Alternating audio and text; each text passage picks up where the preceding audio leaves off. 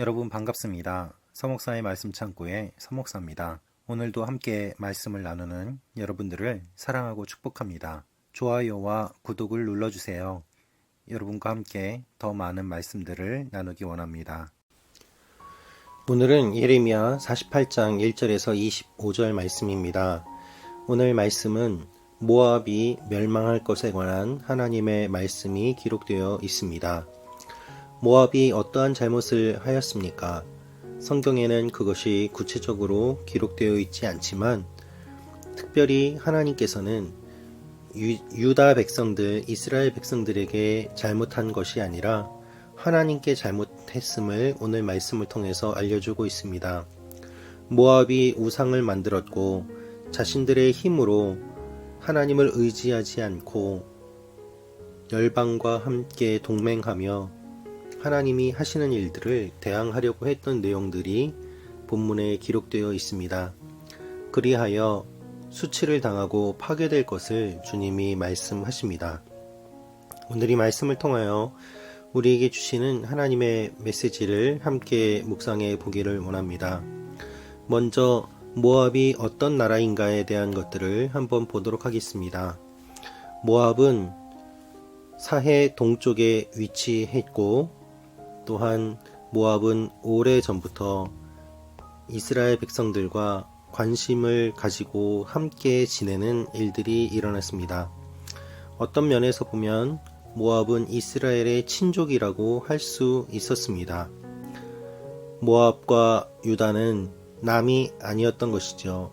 모압 족속의 조상이 모압인데 모압은 룻과 그의 첫 번째 딸 사이에서 태어난 자식입니다.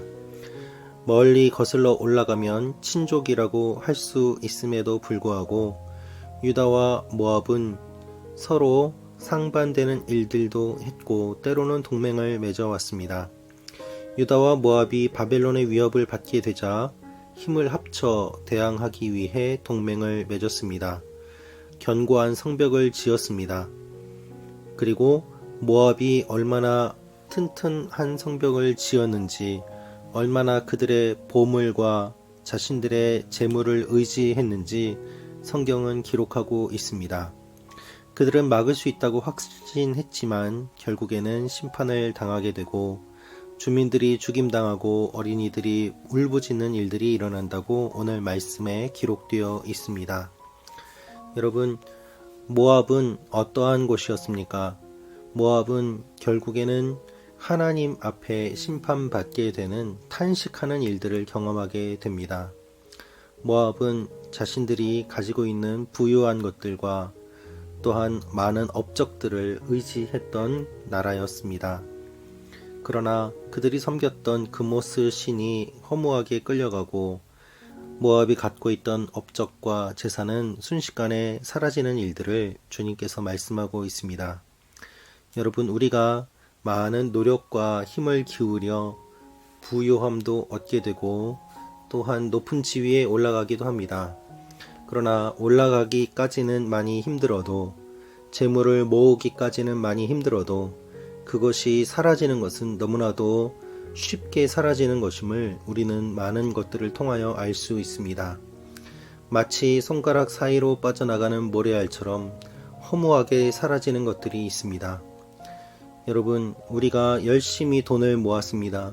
그런데 돈을 모으느라 몸이 망가져서 한순간에 우리의 갖고 있던 모든 재산들이 사라지는 일들을 또한 주위에서 보기도 합니다. 우리가 쌓아 올리는 것은 힘들지만 무너지는 것은 한순간입니다.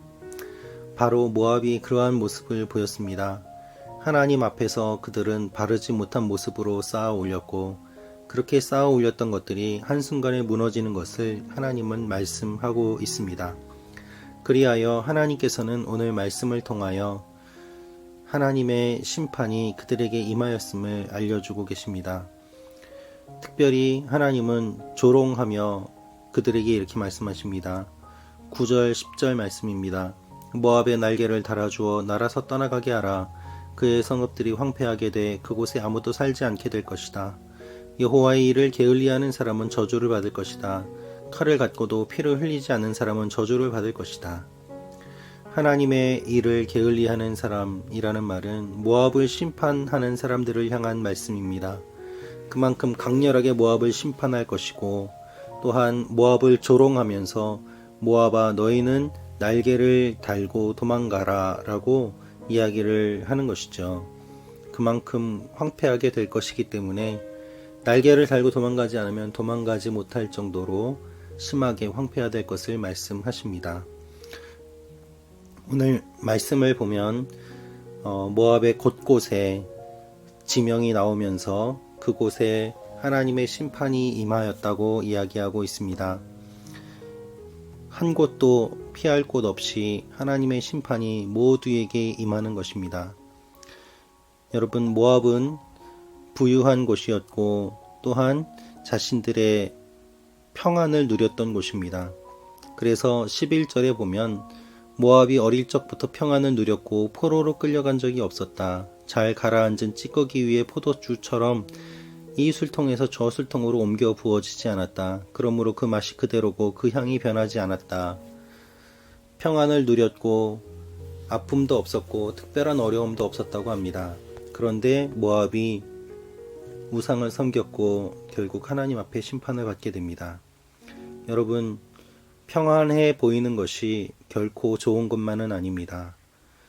하나님 앞에 그 마음을 자칫하면 다른 곳으로 옮겨 다른 것들을 섬김으로 말미암아 심판을 받을 수 있기 때문입니다.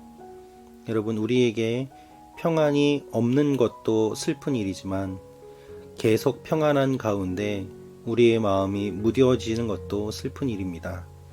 그래서 때로 하나님께서는 우리에게 고난을 주셔서 평안 가운데 잊고 있던 것들을 깨우쳐 주십니다. 우리의 모습은 어떻습니까? 하나님이 오늘 우리에게 무엇을 원하십니까? 여러분이 평안한 가운데 계시다면 감사하며 끝까지 그 마음을 잃지 않도록 기도하시기를 바랍니다. 평안치 않다면 평안을 바라보며 평안한 이후에도 하나님을 끝까지 섬길 수 있도록 지금부터 마음의 준비를 하면 좋겠습니다. 그러한 일들이 일어나기를 기도합니다. 기도하겠습니다. 아버지 하나님, 우리는 평안을 원하지만 평안한 가운데 있으면 하나님을 잊어버리고 우리 마음대로 살아갑니다. 이러한 우리를 불쌍히 여겨 주시옵소서. 오늘도 주님과 동행하며 하나님만을 바라보는 하루가 되게 하여 주시고 온 열방을 향한 하나님의 마음이 있음을 기억하며 오늘 하루도 최선을 다해 성실히 살아가게 하여 주옵소서.